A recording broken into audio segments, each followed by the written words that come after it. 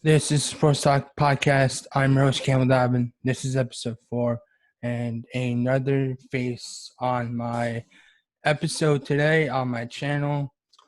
She attends now Rutgers University as a sports journalism and or communications studies major. She lives across the bridge in the town I call Rutherford, New Jersey. I mean, we're both out of high school, no ill will anymore. A rivalry's a rivalry, but everyone's all friends in the end. Her name is Gianna Suriano. My friend, my pal, thank you for coming on. First of all, give us a little background, little aspirations and stuff. How did you get into sports journalism and or media communication studies involving sports? And like either a dream of yours is to report or call play-by-play or color commentary or even do in-studio work. So give us a little brief description about that. So I've been playing all types of sports since before I can even remember. Soccer, basketball, track, everything. I was involved at a very young age, and I instantly found such a strong passion for sports, and I was playing them all year round. And my parents were so heavily involved in it as well with me, and they loved it. And along with the communications aspect of it, my entire family are very big Giants fans, and my father's been taking me to Giants games since before I can even remember in the old stadium. And along with my love for playing sports, I had such a strong love for the game of football, watching it, and for the Giants. And I've been going to games for so long, I just loved it so much. And then I decided that I didn't want to pursue a career in playing sports, but I always wanted it to be a part of my life.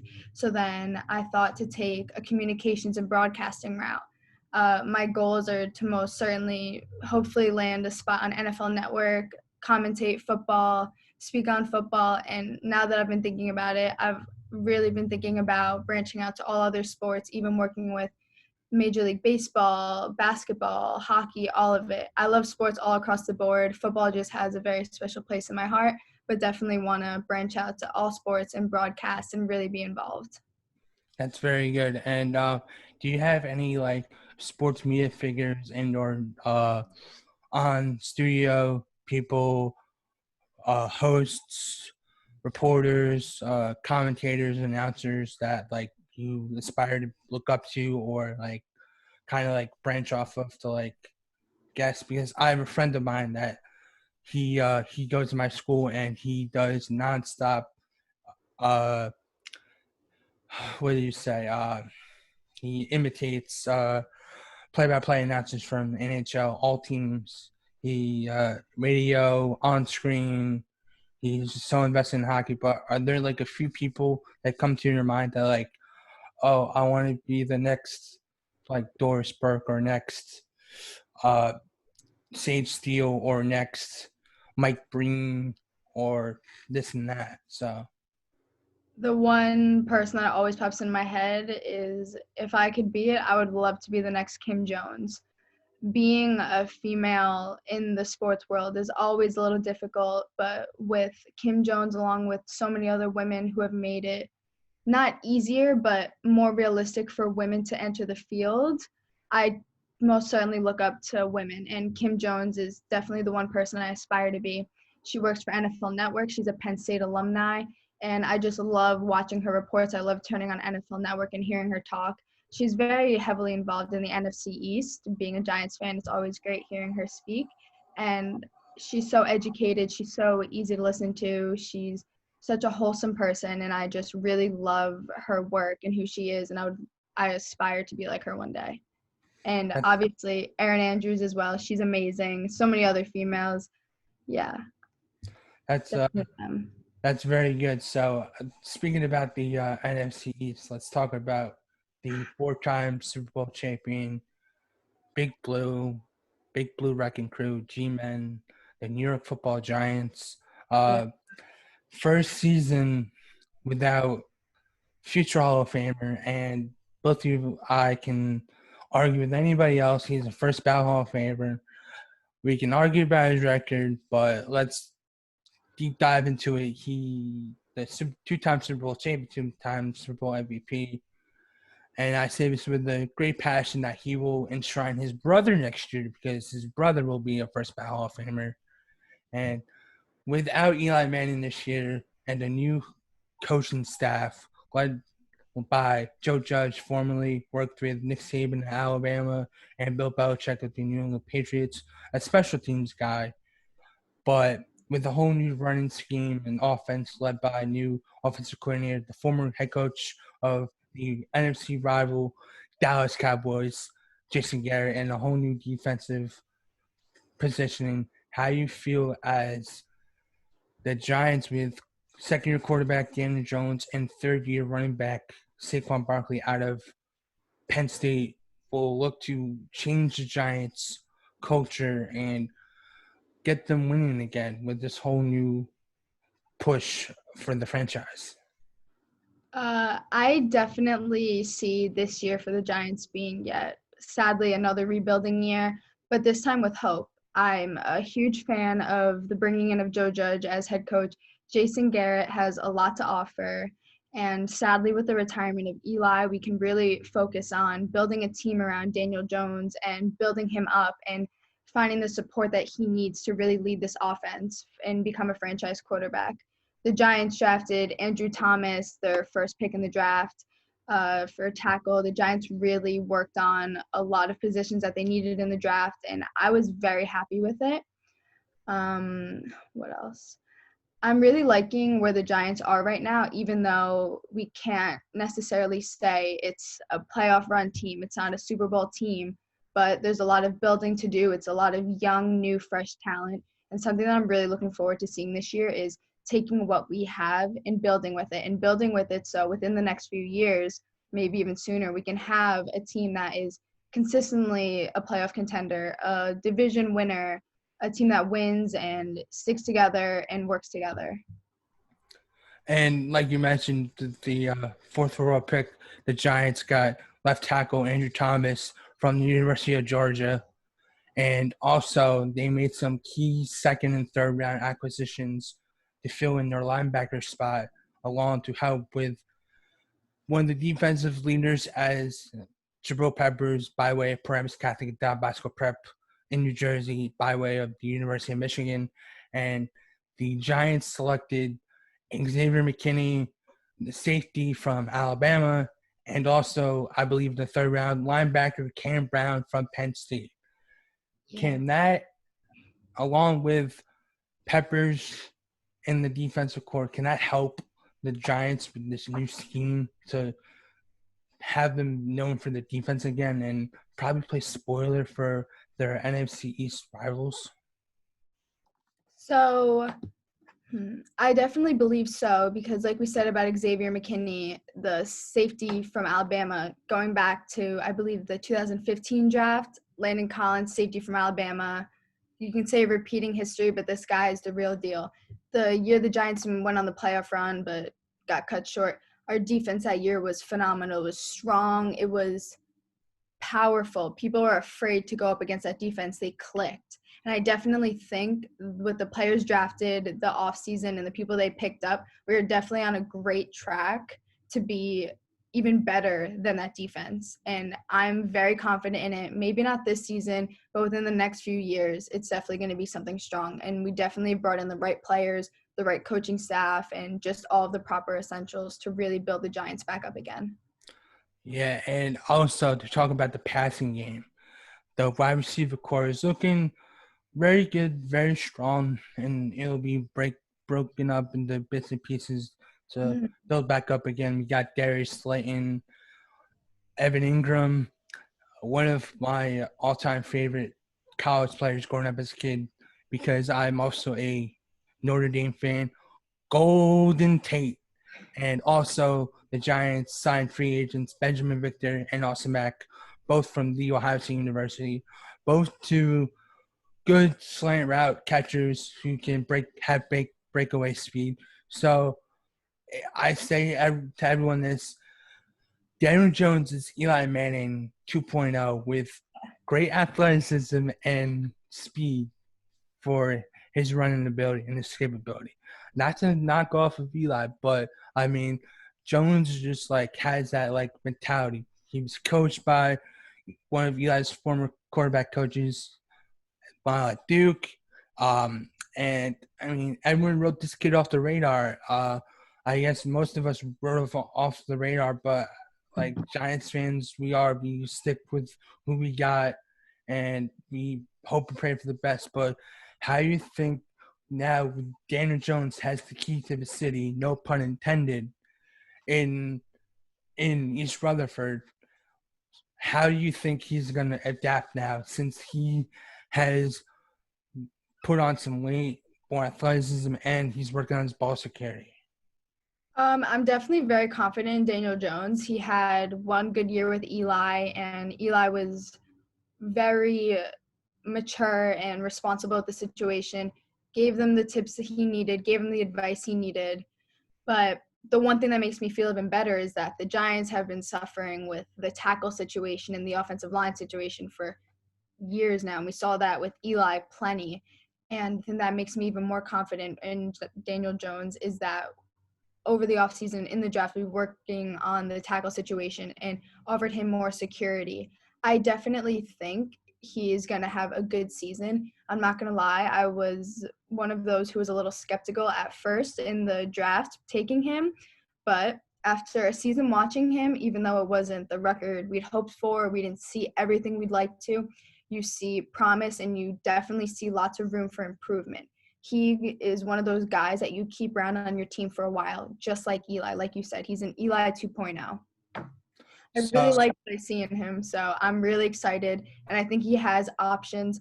I do have to say, I think we need to maybe work on the tight end, receiver end just a little bit because there's still some players with injuries we're dealing with and trades and who's getting signed and who's not.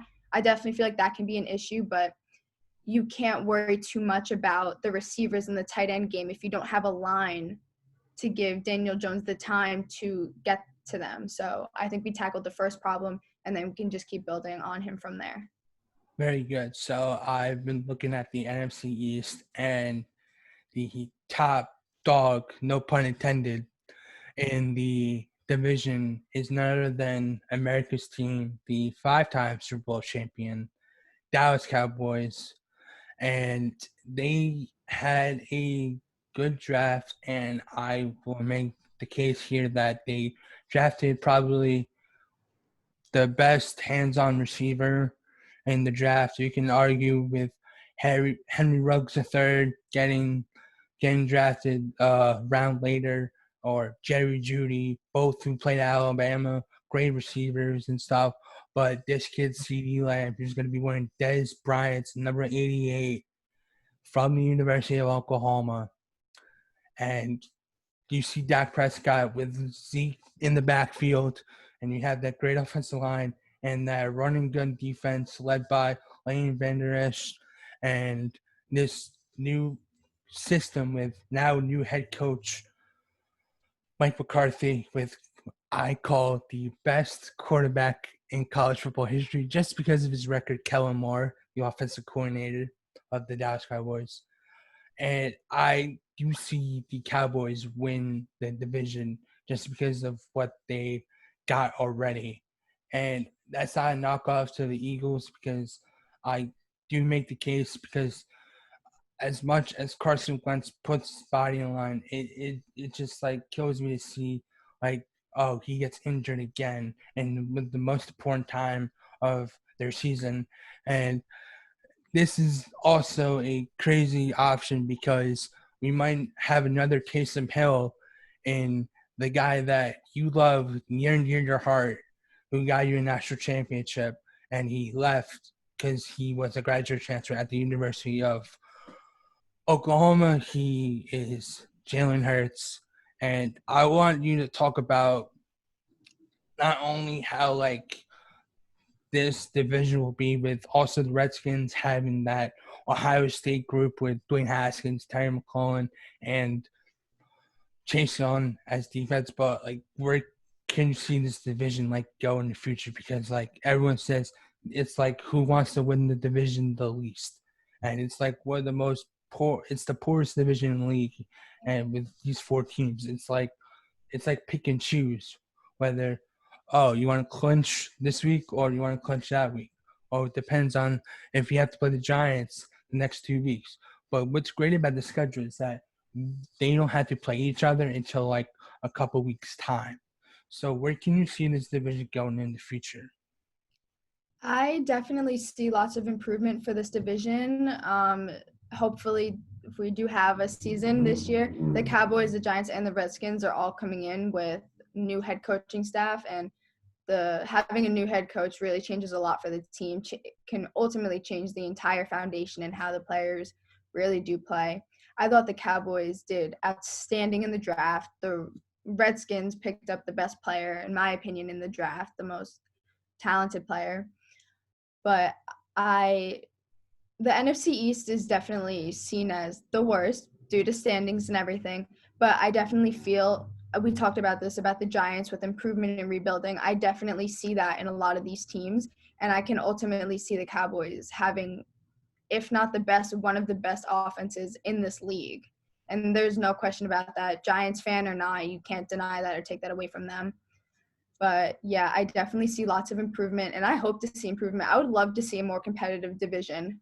Can't win a division with single digit wins. That's just, what is that? That's not normal, but definitely want to see hope for that. Bring in more competition, bring in more of a drive, and put more emphasis and more importance onto those division games and really bring excitement and bring something to the game and to the table.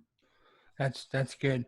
Do you see any other teams in their respective divisions like coming out, like have a coming out party, I guess? I mean, we obviously know the AFC West is with the defending champion Super Bowl winning Kansas City Chiefs.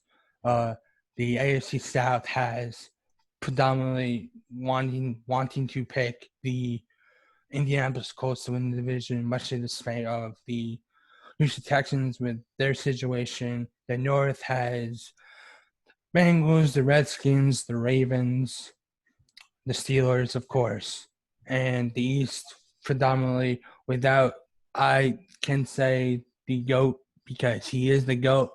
The Patriots don't have Tom Brady. They got Superman 2 nights ago with a 1-year deal. And I'm very confident with this because Cam Newton as an athlete and a football player is magnificent.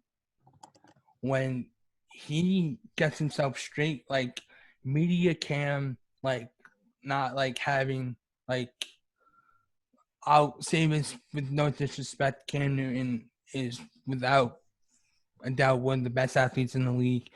It's just like he will get his personality set straight the Patriot way, as they say, with the Kraft family and with Bill Belichick in charge. But that division is going to be something because we got no Brady, Cam Newton now in Foxborough. The Mm-hmm. Jets are working their way to be something, but Jamal Adams requested a trade, and there's rumors of him wanting to go to Jerry's World in Texas. You have the Bills, who without a doubt are the frontrunners to win that division with Josh Allen. And I'm a huge Josh Allen fan because he's proved a lot of doubters wrong coming from D1 AA school in Wyoming. And then you have the Dolphins with one of your favorite quarterbacks, the man from Hawaii, Tua Tagovailoa. And what the Dolphins are doing, they'll work in a couple of years. And where can you see the AFC East go in this whole like rebuilding phase? Because no one knows who's going to start in New England between Jarrett Stidham, the quarterback from Auburn, two Auburn quarterbacks, I should say, that went after the QB spot. So where do you see that division go? The AFC East, like you said, you got the Bills, the Dolphins, the Patriots, the Jets. The Jets being right here sharing East Rutherford with us. I have no bad blood towards them. I hope to see them succeed. I hope to see Jamal Adams stay in New York. I love him. I think he's a great athlete. I think he's a great player, deserves to get paid, and I wouldn't really want to see him anywhere else. He's a great player, arguably one of the best at his position in the league. But with the Patriots picking up Cam Newton, it's a little hard to see where they're going to go with that. Like you said, with the 1-year deal, have to see what they're doing with that, how they pick up The Bills, though, you asked me who I saw favoring for the AFC East. I definitely obviously favor the Bills. They have Josh Allen, great player. I think they should have at least 10 to 11, 12 wins this year. So I can definitely see the Bills and their standing right now carrying or being at the top of the division for the maybe a few upcoming years. And I'd really like to see the Jets get up there as well. And then with the Dolphins, Tua Tagovailoa. Huge fan of Tua. Love him. I think he's a great athlete. I really think with his injury, a lot of people are underestimating him and thinking that he's not going to be able to come back as strong from it. But from seeing him do his mini workouts with teams, smaller stuff when recovery, I still see that same Tua. I hope for the best for him. I think he's a great athlete, and I want to really see him carry this team and really get them back into becoming a powerhouse team again. That's good. And I'll shift over to like more of the other NFC conferences. You got the NFC North with the Bears, the Packers, the Lions, and the Minnesota Vikings. That division is, I would say, a whirlwind. And then you have the NFC West with the runners up, the current NFC conference champion, San Francisco 49ers. You have the Los Angeles Rams as well. And you have the NFC South with the new and improved Carolina Panthers with new former Baylor head coach Matt Rule. The Carolina Panthers with, I believe now, quarterback Teddy Bridgewater, formerly of the New Orleans Saints. And you have the New Orleans Saints, like I just mentioned before, with that first ballot Hall of Famer, future first ballot Hall of Famer, Drew Brees behind center. You got the Ohio State, I should say, New Orleans Saints with all the Ohio State guys they have, and now we turn to the Tampa Bay Buccaneers that have a decent offensive line, good defense. Bruce Arians, I love Bruce Arians. He's a good coach. He's one of those coaches where he's like an Andy Reid. Like you want him to win and stuff. And look what they got: Chris Godwin at the receiver core, Mike Evans, and the guy that came back this past year, number 87 himself. They call him Rob Gronkowski, and the guy throwing the ball to all three of those guys, Tom Brady, 6-time Super Bowl champion, future first ballot Hall of Famer, the GOAT, number 12, touchdown time, TB12.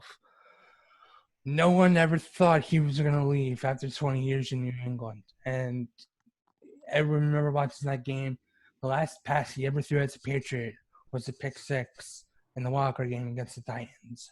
And for me, it's like, as a kid, we beat the Patriots twice. We 18-1. I mean, I'm a hardcore Boston fan, but except for football because I stay loyal to the Giants. But I mean, this guy has done it all, and it's funny because he's doing this, and I say this because I think it's the right answer. He's doing this to prove himself and to prove to others that he can play in a different system than what the Patriots way was meant for him. So could you agree or disagree with how Brady would shape himself up to play in a different system? Because everyone says that, oh, he's not going to be the same without Belichick. If Belichick carried him, this and that. And I totally disagree because Bill Belichick, he ran the Giants office back in the late 80s, early 90s. He's the inventor of the Big Blue Record Crew. He has literally 8 championships, I believe. I'm sorry, not 8 championships. He's got, yeah, oh yes, I stand corrected. 8 championships, 2 with the Giants, and then ultimately he left with the Cleveland Browns, and then ultimately signed that 1-day contract, wrote on paper, said I'm leaving the Jets, and then next thing you know, a man named Robert Kraft picks up Bill Belichick, and the rest is history. But how do you think Tom Brady is going to fit with this Tampa Bay scheme and this new area because, first of all, it's not going to be cold. It's going to be very, very sunny in Florida and this new environment for him. And how do you think he's going to fit in with Bruce Arians? Most notably, throw to receivers nonstop wise and have an effective running game because we saw the Bucks play last year and uh, we won in a heartbreaker because the Bucks field goal kicker decided to go a little wide right with the field goal against the Giants. But I'll give the floor to you to give your thoughts on if Tom Brady can withstand then the now pressure he has add on him to carry this Bucks team. Because people are saying, "Oh, the Bucks are going to be playing in their home stadium for the Super Bowl." So how do you think Brady will fit in Florida? Um, Tom Brady has proved himself to be the best there is. Won it all, does it all. I definitely think at the start it could be definitely a huge adjustment. He's been playing under the Patriots organization his whole entire career. That's all he knows. Him and Bill Belichick were like partners in crime. I was shocked to see that decision happen. I thought he was going to stay and retire there, but he thought it was time to go. I think he's going to handle it okay. He has a good head coach. Like you said, he has Gronk with him, Mike Evans, who's phenomenal. I think he's really going to handle it well. It's a good team. They have also a great defense, so he definitely has that backing him up and helping him out as well. It's definitely going to be difficult, though. Different division, different teams to play against, different environment, different fans. I definitely think he's going to get support from the fans, though. Tom Brady, on your team, he's phenomenal. Definitely going to be a lot of pressure, though. Definitely going to be a lot of pressure, and I don't really know I don't want to jinx the guy or put out anything bad that's going to come back and make me look like a fool, but the pressure with Tom Brady as he gets older in his career, I don't know if you see it too, but it looks like he's kind of afraid to get hit sometimes, getting a little older, doesn't want to get hit, so that's where that line's going to have to come in, protect him, keep him from getting hit so much, and then if they can do that and receivers make catches, work together, the defense stays off the field as much as possible, I think they're going to be fine. I think Tom Brady's going to be fine. I think he knows how to handle himself. He's been in the league long enough. He'll be able to do it. That's that's a very important fact that you never see Tom Brady go down on the ground too often getting Yeah. sacked because he's always had that great offensive line protecting him and he's got that great escape the pocket and the play design for him to throw a play action pass or literally literally a dump to the running back, or I should say, as the Patriots say, the passing back. With how many great hands each Patriot running back has ever had to play alongside Tom Brady. So we'll move on aside with the NFL and go on to the NBA with all this stuff going on with the quarantine stuff. But let's move on to two of your teams. I'll save the other one for later, but in a few. But let's talk about the New York Knicks and that whole situation. First of all, I think I don't know where the Knicks are going with this direction. There's rumors that they want to get LaMelo or he's not fit to go to New York because he could play for a better market team, I guess. And they never get lucky with the draft lottery. And they were supposed to get Zion last year, and they never got Zion. They got RJ Barrett, who's a stud of a player, a generational player. But where can you see the Knicks basically how can their front office magically think to their heads oh, we need to find the right way to run this team. And there's bits and rumors about former New Jersey Nets, Dallas Mavericks, NBA champion, the one and only Jason Kidd being in line for the next head coaching vacancy for the New York Knicks. So what direction could you see the Knicks take in the possible future? With the players or the display of the team. It could be anything because I personally for Knicks fans, I do feel bad for Knicks fans because they haven't been the same since the late 90s. They had the great run with Carmelo Anthony in the early part of the decade after he left Denver. And ultimately, they ran into, I would say, probably the most hyped up team in the early part of the decade. We'll get to that part later because it's been 10 years, and we'll talk about that and how that changed the whole complexion of free agency in basketball. But how do you think the Knicks are gonna bestow upon expectations? Because literally, people say they got no expectations, whether it's being run by the team by Dolan or whatever the case may be. But could there be hope for the Knicks in the coming future? I definitely think that there can be hope for the Knicks if they can hopefully obtain a successful lottery pick. I think right now they finished sixth worst in the entire NBA, so gives them most certainly good chances to get one of those top 5 picks, pick up a good player, and then you have RJ Barrett, never get that last name correct, but build a team around him and get young players, look at good young players, get fix up the entire coaching and organizational staff and just completely start fresh with new and young, because the Knicks have just been bringing in veterans and bringing in players, and it's honestly somewhat difficult to keep up with. You have different players in different teams every year, and then they just have this horrible reputation of being somewhat of a joke team that never really makes a run or never does well.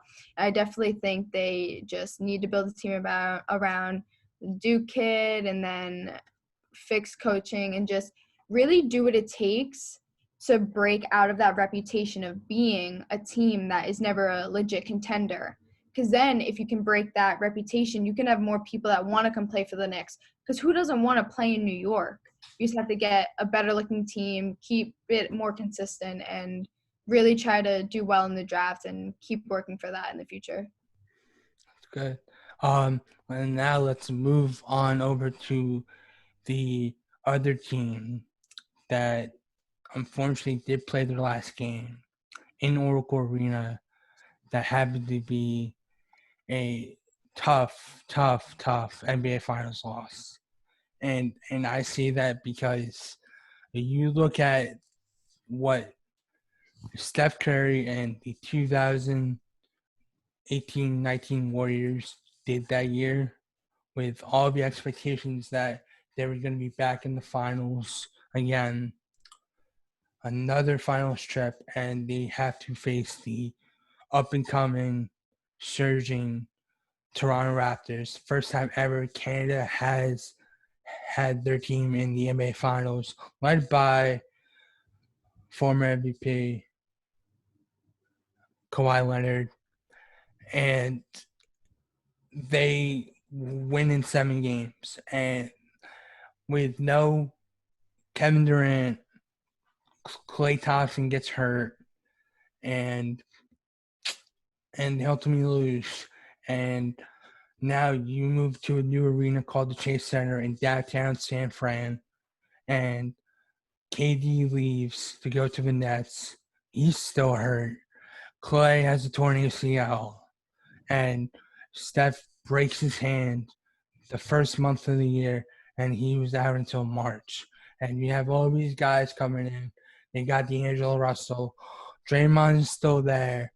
And, I mean, it's been tough to be a Dubs fan.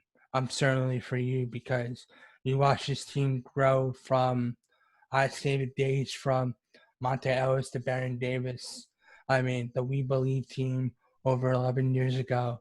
If you have not watched that clip of Baron Davis dunking over AK, that is the best reaction I have ever seen a building ever have in an NBA playoff game, because they feeded off that in the future, and they got a kid from Davidson who took their team to the Final Four, took their team to NIT, and this kid who was told that he'll never be something, and they said he only has his father's shine, and he turns out to be one of the greatest 3-point shooters right now in NBA history.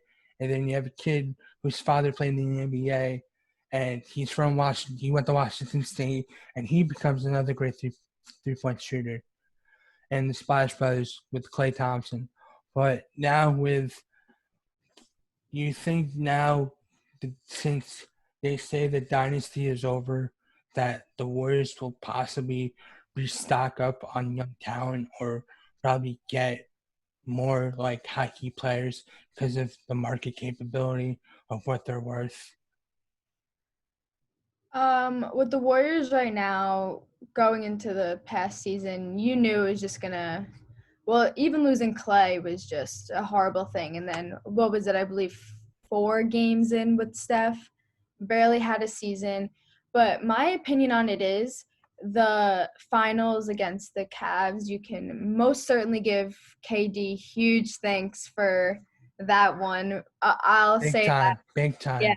big time props to KD. So obviously losing him was just unfortunate as well. We also have to think about it.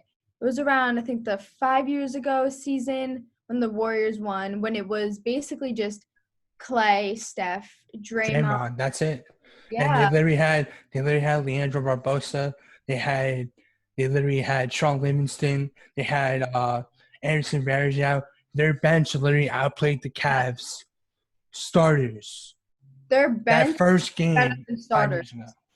Yes, that team was phenomenal. It was so fun to watch. So much.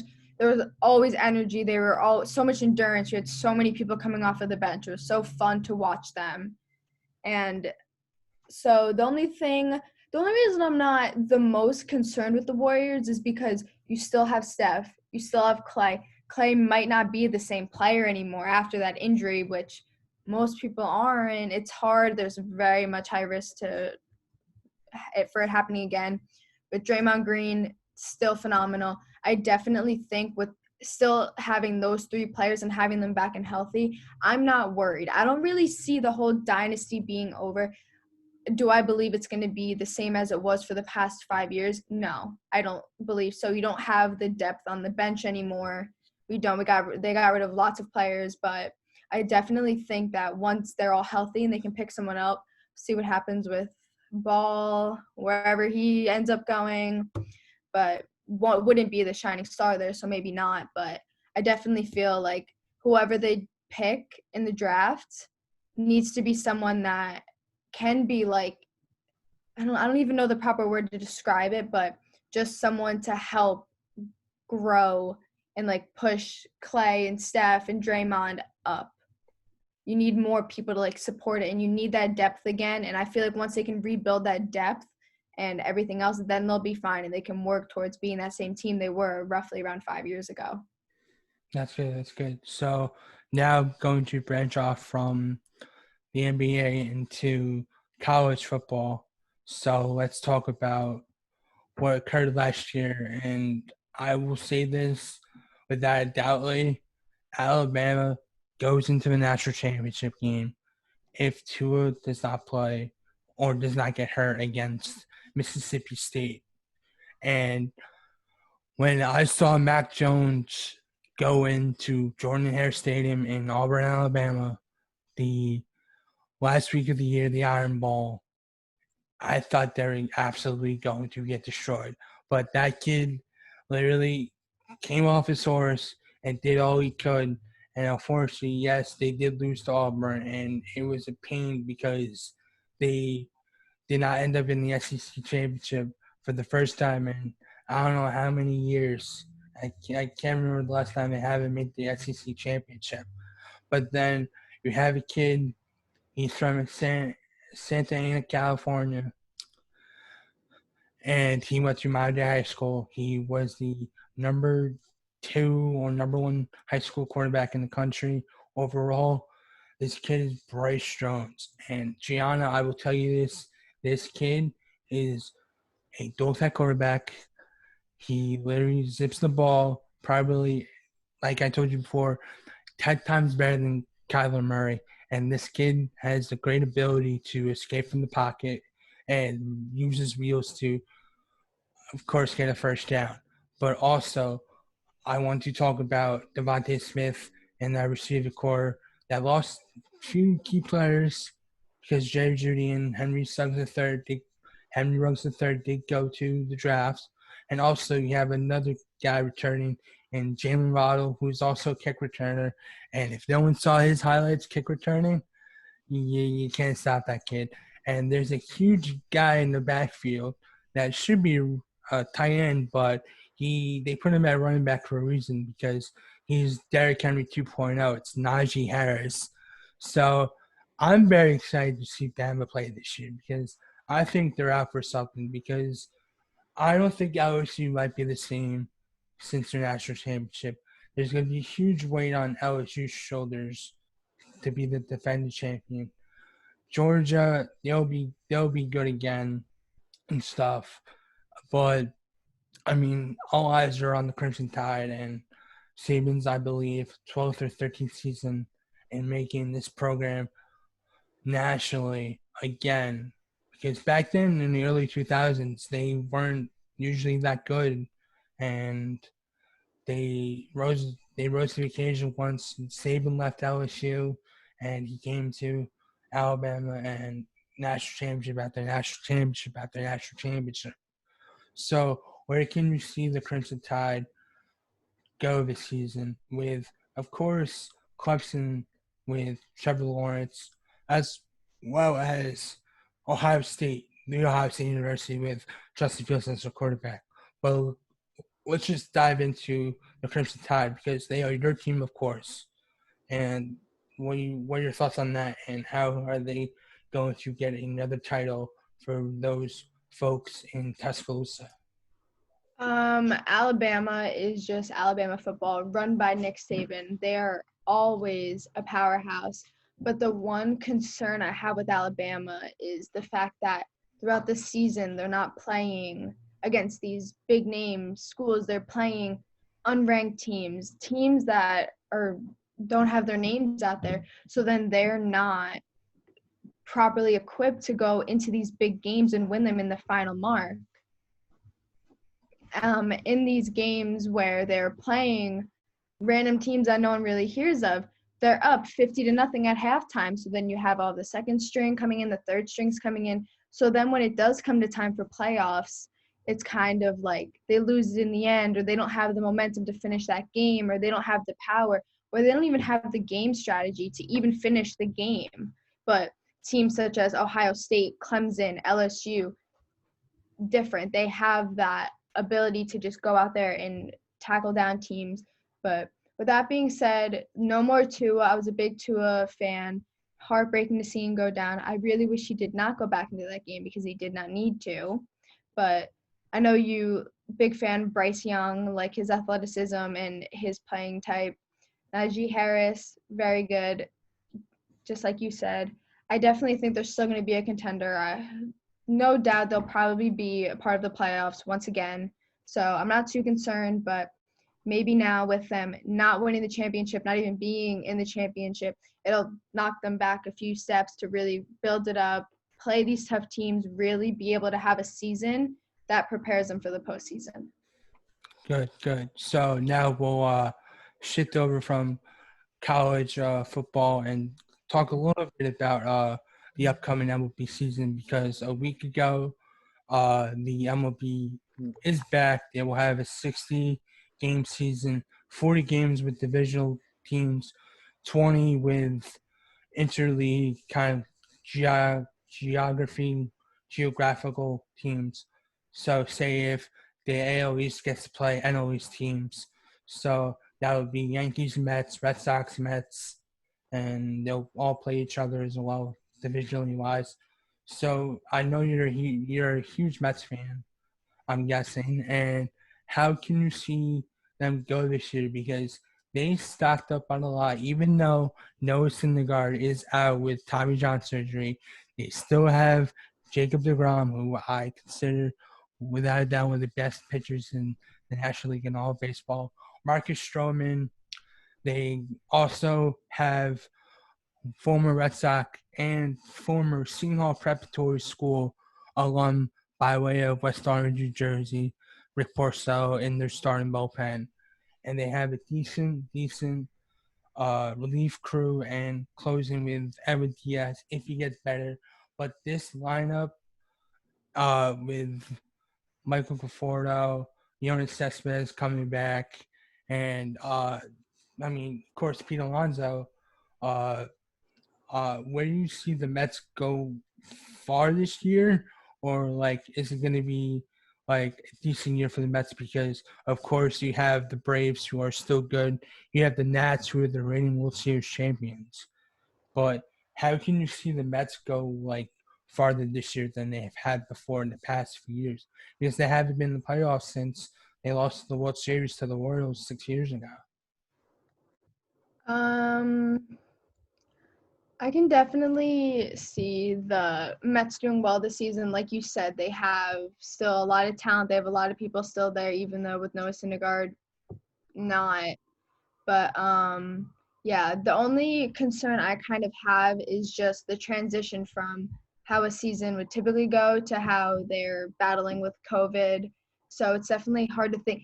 I feel like personally it's very hard to really say how a team is going to do because the circumstances are just so different. And at this rate, you don't really know. We have players opting out, we have players just testing positive.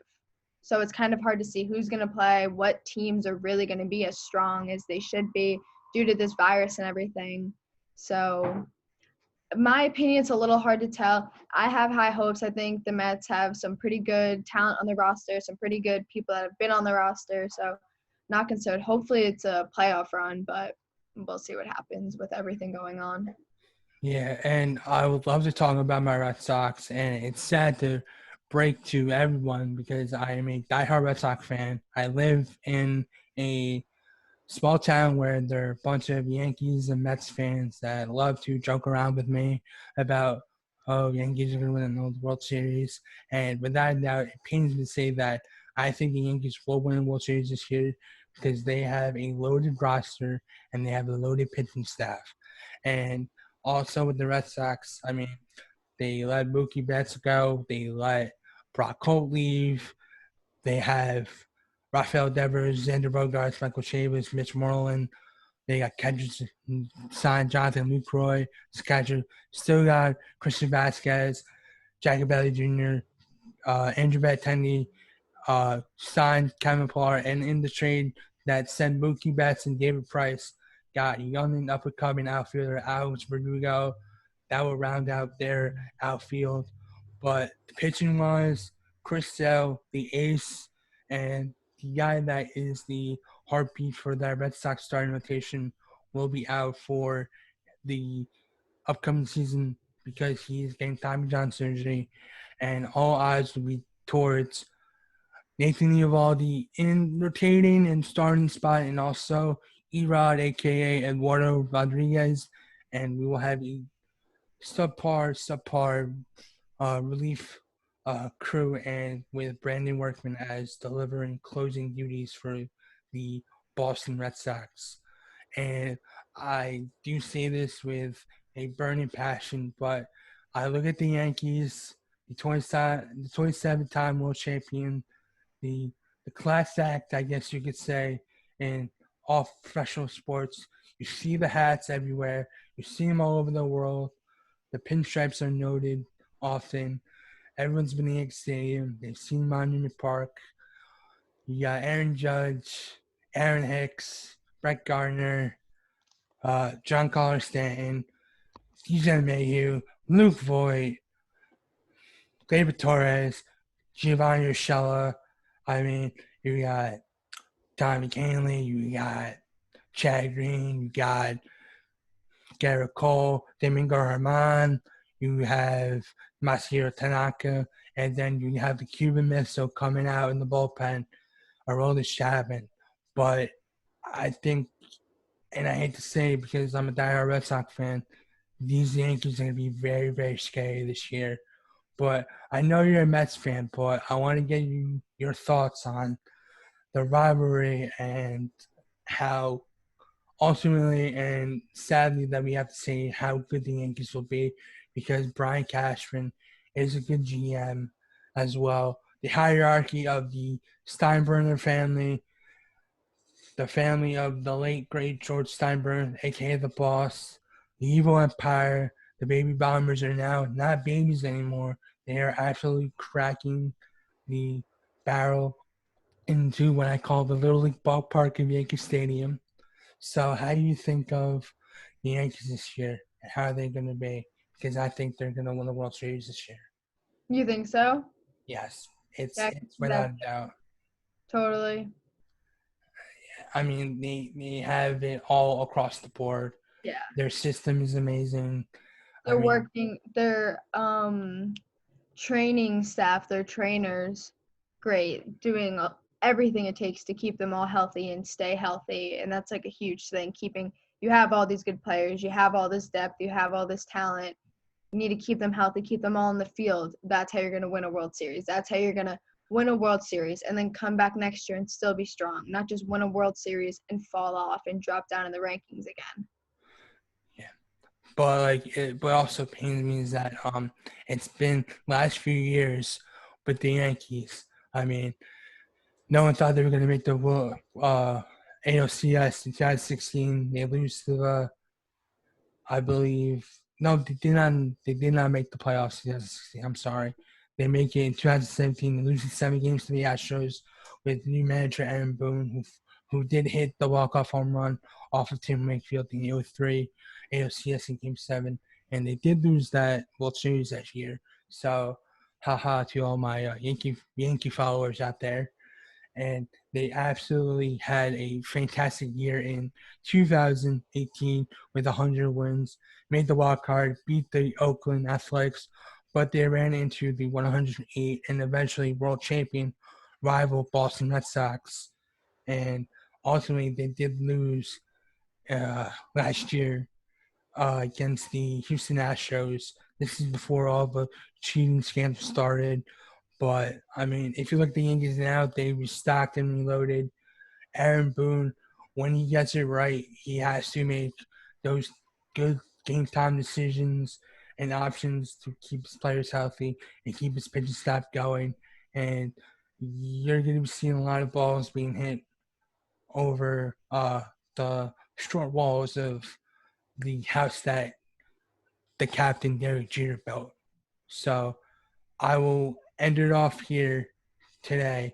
Gianna, my friend, thank you again for coming on today and talking about your aspirations and your thoughts on this upcoming year with the tough predicament we're in the past 3 months. I Yeah. mean, we haven't stepped foot onto an actual campus in or so, 3 months, 4 months, going to be whatever. But I think you can. Any final thoughts before I close it off? I just definitely think we should get back on here and talk as soon as we find out that there's going to be a real season. The second a real season starts, then we can actually have something to talk about, not just hopes and desires that there'll be a season. But no, I thought it was a very good talk. I'm really excited for all of the upcoming seasons. It was really nice to hear your thoughts and opinions on the baseball and basketball. Really informed me of so much. It was really great listening and speaking with you, and it was awesome to be a part of this. Thank you. Ladies and gentlemen, good morning, good afternoon, good night, whatever it may be. Go out, do something today. This is Sports Talk Podcast. I'm your host, Kevin Dobbin. That was Gianna Suriano. Please go like, comment, subscribe. Remember, everyone, sports is the beacon of light and the beacon of hope. Again, go out and do something. That is all. Thank you.